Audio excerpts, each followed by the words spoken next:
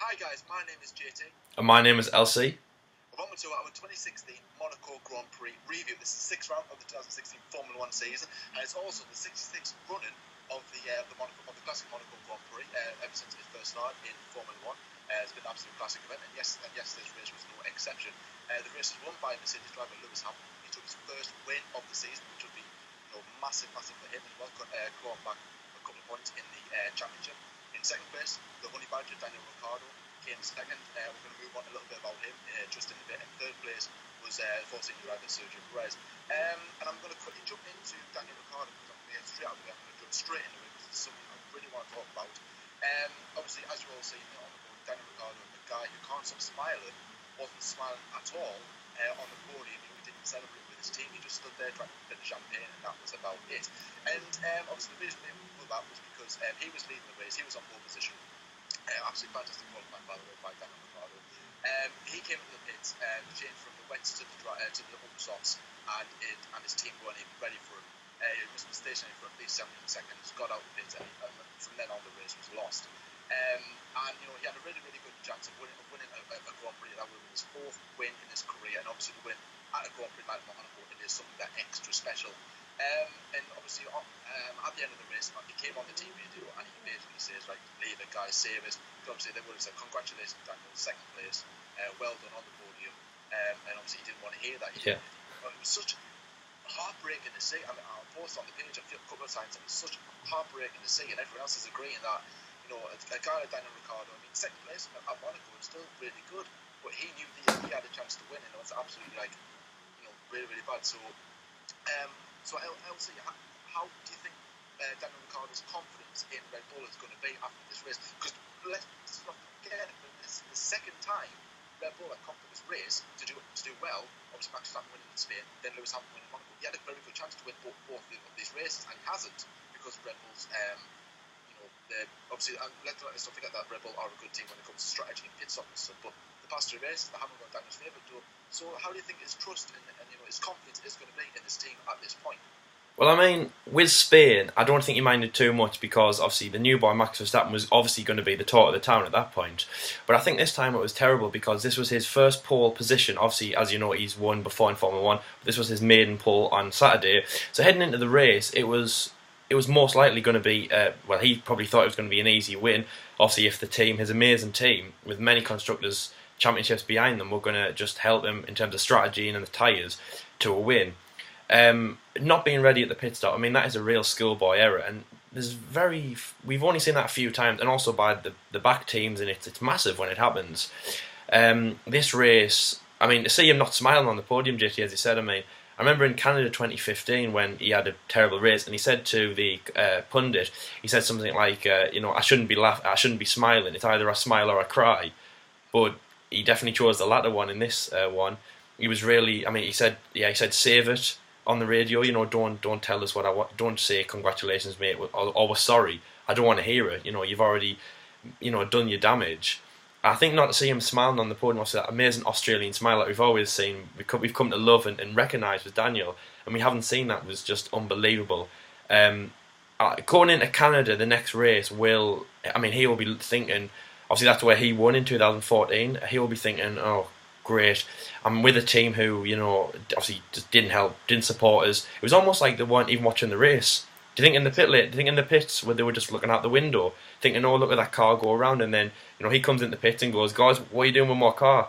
And then that was a terrible Australian accent, by the way, but he was just thinking, they just weren't paying attention. I mean, to see that was unbelievable, and also they weren't efficient, handing the tyres over, and it was funny to see from our perspective, but terrible for him, heartbreaking. Oh, definitely. I mean, Red Bull did say that there was some sort of technical problem, like communication from the radio, upstairs to the guys downstairs, and they didn't know what tyres to put on. Because I was watching Dick Kravitz's notepad thing, whatever he does, and it said that they were either going to fit the softs or the ultra softs. Yeah. But the Red Bull guys didn't know which one, because they were like, well, we know he's coming in, but we don't know what tyres to put on. And that's when the confusion started. But the weekend started really, really, really, really well for Daniel. And also the race as well, because obviously he got pole position. That was his first ever pole position. To do it at a track like Monaco was absolutely fantastic. And then obviously at the start of the race, they started behind the safety car because of all the rain. And And we were all thinking, right, this is good. This is Daniel's very, very best chance of him winning the race. Yeah. There's about 6-7 laps behind the safety car, and straight away it started, and then Julian Palmer went up and crashed. He got caught on the white bit on the zebra crossing. Hit the wall, and that was pretty much game over. Virtual safety car came out, so again that's advantage Daniel, and he pulled away from the Mercedes. And to be fair, a driver who was leading in the championship, who I thought had probably one of the worst Grand Prix in his Mercedes era, was Nico Rosberg, because he was in second, and he was chasing Daniel Ricciardo. He was getting away from him. Yeah. And I'm sitting there going, that's very, very odd to see. It was odd. He was pulling away, and then you had Lewis Hamilton right behind him. And then he came to the decision to let Hamilton through, which would have been a heartbreaking for Nico. But I mean, credit to him, letting him pass, because Nico said he had no confidence driving, which I thought was a massive shock, because obviously how dominant he's been this season, how dominant Mercedes has been. It was, yeah. And now he's got no confidence in a track that he's won 3 times in a row. I think it was more of a shock to the Mercedes, because their car, I mean, however great Nico was behind the wheel, the car just lacked power. It had nothing. Hamilton found it, but Nico's car just wasn't powerful at all. He was getting overtaken, he fell back. He wasn't really mentioned much, because he wasn't really there to fight. And obviously going for number 4 in Monaco, well, that was never going to happen. And we had an indication very early on in the race that wasn't going to be the case. Obviously, commiseration for him. I mean, 7th place, 6 points. I mean, Hamilton just clawed back up. And let's not forget that this race got even worse, because on the last lap, the last moment, Nico Hulkenberg overtook Nico Rosberg. So this Grand Prix got even worse for him. I remember sitting there, and it was like David Croft was still talking, or there was like a radio still going on.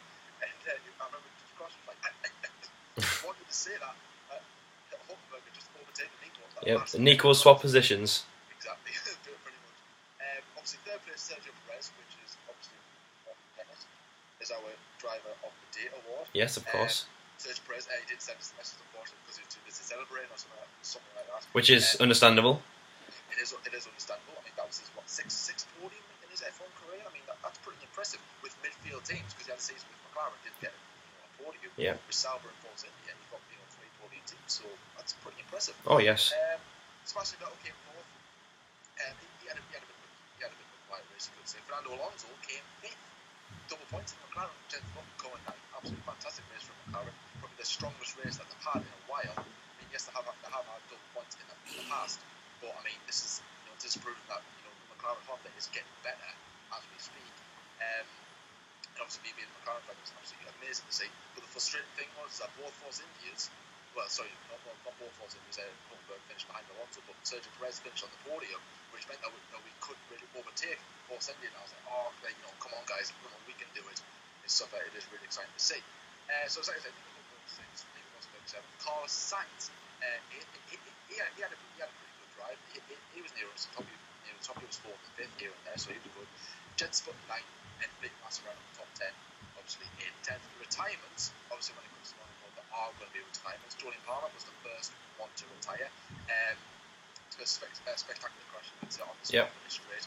Kimi Raikkonen had a bit of a strange crash, because he went into the corner, he hit the barrier, he misjudged the corner, his front wing came off, and then he went to turn again, and then he ended up blocking Roman Grosjean. But when the camera went on that, I straight away thought that Raikkonen and Grosjean had a bit of a tangle, so I was like, Grosjean, what are you doing? Ex-teammates. Exactly, so I was like, what's going on here? And then, I mean, now, obviously I understood that Raikkonen was all Raikkonen's fault. He went to stewards after the race. Roman Grosjean was absolutely fuming. He ended up getting past. And a driver who I was going to see retire was Max Verstappen. I know. Started very, very well back on the grid. I think it was 20th he started, or 21st, I believe. Yeah. Obviously, he was up at 10th when he crashed. And I was like, absolutely gutted. So, I mean, that's 2 crashes in Monte Carlo now, obviously, for Max Verstappen. Both under different circumstances. Yeah. So, do you think this has brought him back to down again, back to reality a bit like last time? Because last time it was a new driver getting into his groove. He crashes, loses confidence. He's now won a Grand Prix. He was definitely up for this race. It showed his talent. He's crashed again. So is this a little sign that maybe Max Verstappen is a bit weak at Monaco? Is he cope with the pressure? You know, he won the last race, he's trying to do it again this race. I mean, what do you think is going through his little head right now? Well, he did fantastic in the race, obviously, before he crashed, to claw his way from, obviously, second off last. And, I mean, obviously, his crash in 2015 was terrible. It was just, I would say that was just a racing incident, really. Qualifying came round, and then you looked at it and you thought, well, you know, he shouldn't be doing that. You know, maybe he's not skilled around Monaco, maybe he just hasn't got the, you know, the skill. He's got the speed and he's got the confidence in the car, he just hasn't got the skill, especially around Monaco. And then this, I mean, I think maybe this is a massive judging point for him because obviously he hasn't been in Formula 1 for very long. He's very young, obviously, and he's had a win in Spain that everyone's, well, celebrating. Everyone thinking he's amazing. He's the next prodigy. He's the next Sebastian Vettel. I mean, he still could be. You know, remember, obviously, Vettel was called the Crash Kid before, in about, you know, 08, 09, before he won his 4 championships. So he still can be. But obviously around Monaco, you know, he's definitely got to, you know, up his game, get more skill. It'd be fun to see what his dad Jos thought of the crash, because obviously he wouldn't have been happy. You know, 2 races he hasn't finished in Monaco, and then twice on the same weekend is just unbelievable. Yeah, exactly. It has been a bit of a dreadful weekend. I mean, to be fair, he was coming through the grid, and I'm sitting there going, right, if he gets points finished and he gets about, you know, 5th or 6th, I think we'll be giving him driver of the day. But then he crashed. I was like, obviously I was good, but he locked up going into the casino square, and he just obviously lost the car in the barrier. So I was like, oh, absolutely good. For a moment I thought it was Daniel Ricciardo. I was like, oh no, not Ricciardo, but obviously Max Verstappen, which was even good for me. The 2 Saubers, Marcus Ericsson and Nick Mazda, they had a bit of a tangle towards the end of the race. Then one was supposed to let the other over, and it kind of went all pear-shaped. But the other driver I want to talk about who retired earlier on in the race was Danny Kivat. Yes. He had an absolute tragic start in the race. Basically, obviously when they were behind the safety car, I think his pit limit was stuck on, so he was dropped behind. He was dropped behind the cars, and obviously when you're under the safety car, you can't overtake. But I mean, obviously if he's got a problem, and they shouldn't let the other cars suffer because of that. So they let him pass. He went through the pits. He went in. It was a team car restart. Changed the steering wheel, came out, didn't work. So he came back in again. Went through the pit lane. But at this point, he'd been lapped. So again, I was like, oh, absolutely tragic for Danny Kivat, who qualified well. Let's not forget, he qualified in 9th, I believe. I think he qualified well there. Obviously, you could hear really how distraught he was. And I was like, oh, everything's going from bad to worse to him. One minute he's at Red Bull winning races, now he's at Toro Rosso, you know, having an absolute mare. But a great qualifying though by Daniel. Definitely. Let's not forget now, he's in a Toro Rosso in a slower car, and he's being where he should be. Well, obviously where Carlos Sainz is as well, so both of them are doing alright, but obviously at the same time, this is still where Danny Kivat doesn't want to be. Yeah. He feels like he doesn't deserve to be here at Toro Rosso, but obviously that's the way it goes.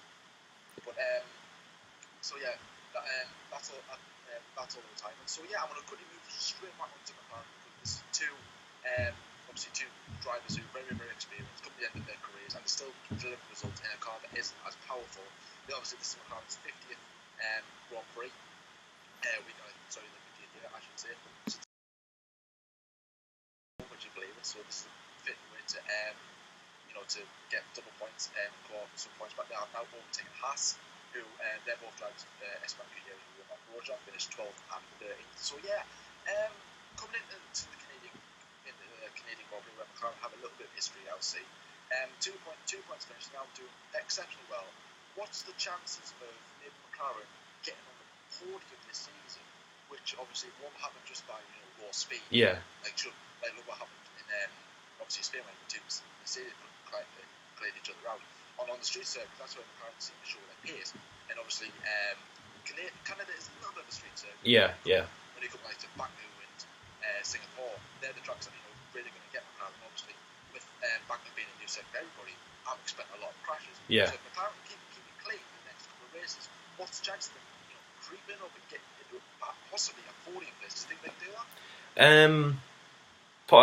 Possibly. I mean, they are making an improvement, progression. Obviously, they're both going to Q3, which was amazing.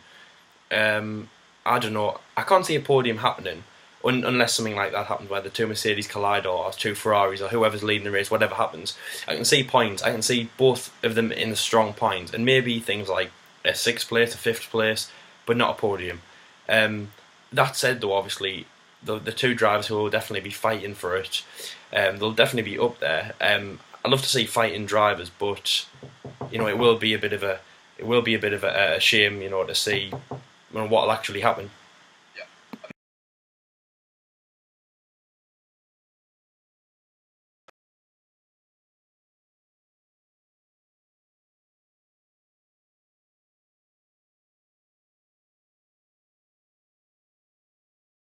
At Monaco, the ultra soft tyres. Lewis Hamilton, I've been saying all weekend, I've been pretty much no different.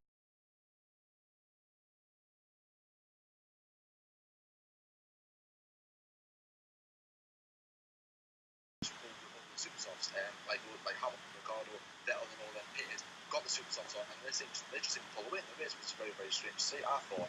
And obviously, but then I did see a fact where this weekend was actually it was a Grand Prix where the most tyres were used. There was 5 sets of tyres used. Obviously, the 3 softs, the ultra softs, super softs, and the softs, obviously, and the 2 wets, the intermediates, and full wet tyres, which is a bit of a very strange race to see. I wish there was more rain in Monaco, because that would have been a very, very exciting race to see. So Lewis Hamilton won the race, as we all know by now. It was his first win of the season, finally. This is the result he needed, and now I think by looking at that, fortunes have changed in Monaco. This is the second time he's won in Monaco. Let's not forget, it was a superb drive, and he's cut now.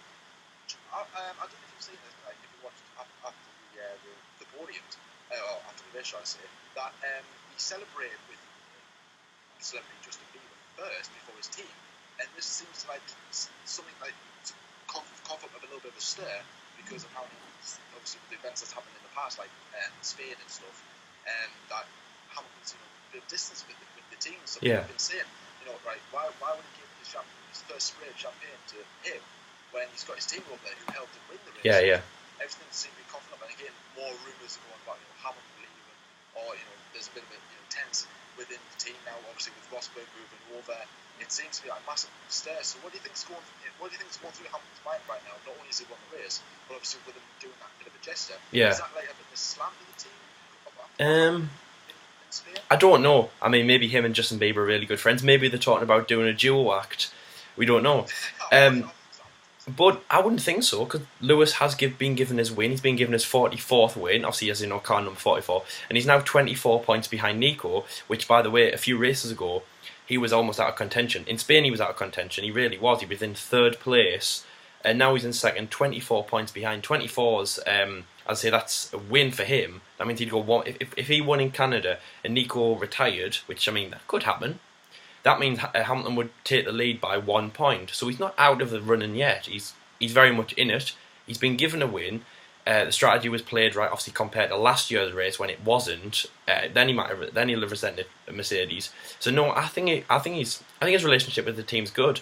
Obviously, when he got out of the car, he was jumping around. He went and go and hugged them. Obviously, as I say, he went to go with Bieber. But I don't know. He should be happy. And I don't think this is a gesture. I think maybe he's just showing off himself, being a celebrity, like an international celebrity icon. Yeah, I mean, during the race, obviously everyone started full wet, and as the race progressed on, you had like the likes of the Howard and the Reynolds jumping into the pit straight away and getting the intermediates on. But Hamilton, he kept the wet on for literally like 20 odd laps. Yeah. Keeping them cool and everything. And when a dry line appeared, he went straight to the ultra softs, and apparently it was some sort of tactic that the Mercedes have done. So again, that's kind of proof that Hamilton still trusts the team, but I think it's just media and stuff, trying to stir up some stories and stuff about Hamilton, because obviously he's been in the press lately because of obviously the events that happened in the last race. So it's just one big regular occurrence that seems to be happening. So the driver standings, I think it was with Silver 6 points. Hamilton's in 2nd on 82 points. 3rd place is disappointing Daniel Ricciardo on 66. I still can't get over how sad he looked. Bless him. Oh, he was. You wanted to go on, just give him a hope. You're like, oh, I'm sorry. You're gonna be all right. But I'm really excited to see what happens in Monaco. Kimi Raikkonen lost 2nd place. He's now down in 4th. Yeah, he is. Sebastian Vettel on 5th, 60 points. So it's getting really tight between 2nd and 5th. Obviously, Hamilton's still running away with, but let's not rule out the Ferrari just yet. I mean, obviously not me. So Ferrari had a bit of a quiet week. started fourth, finished fourth. Nothing really major by him. Keep it right and then crashing out, unfortunately. Losing that place, went to the steward, nothing really happened after that. So, everyone's talking about how good Ferrari have been so far this season. But I still think, still after this race, Force India still finished above. Vettel could not catch Sergio Perez. And this, obviously, Vettel had said during qualifying in this race that Ferrari was just not up the pace. And he said that the upgrade just hadn't worked. Kim Raikkonen agreed that he was complaining that the car was big enough.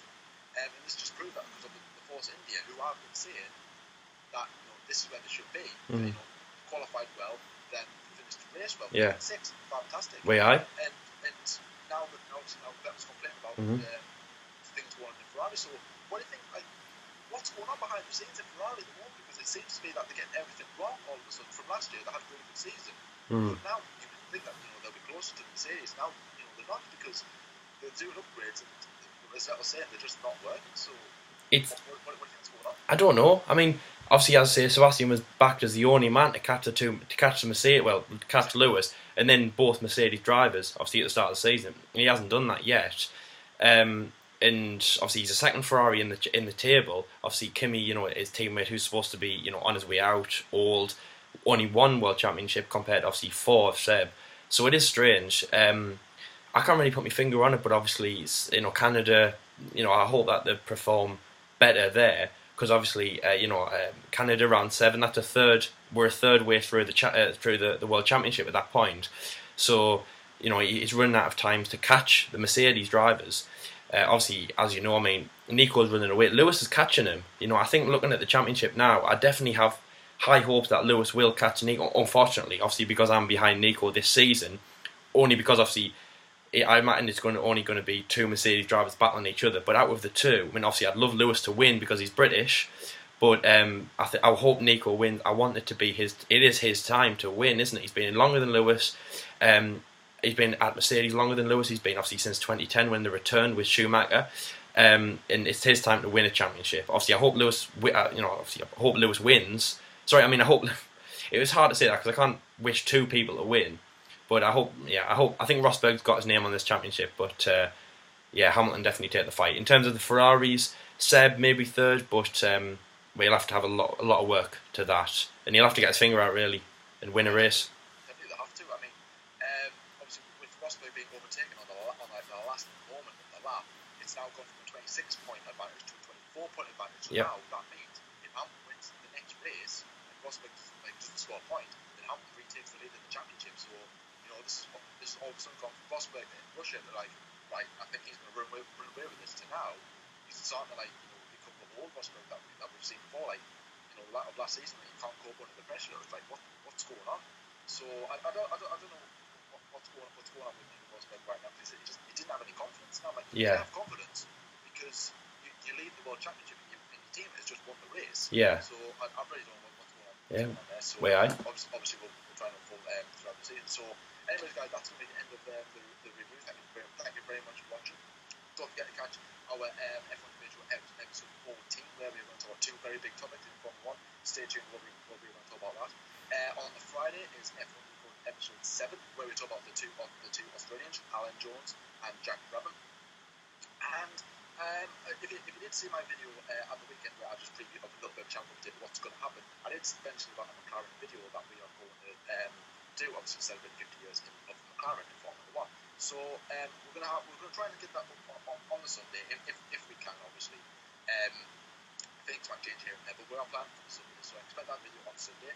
And guys, thank you very much for watching. Please subscribe if you are new around here. Like the video as well. We appreciate we get every comment as well. Leave your comments about what you thought of the race. Was it good? Was it bad? What's going on with Mercedes, the Ferraris and stuff? And obviously, do you think this is Force India's chance to prove that they can push from a real team to a big team? So. Anyway, guys, thank you very much. Yes. I'll see you in the next video. Thank you. And also, if you've got any improvements for us, we will always take your feedback. So thank you for watching. Bye, guys.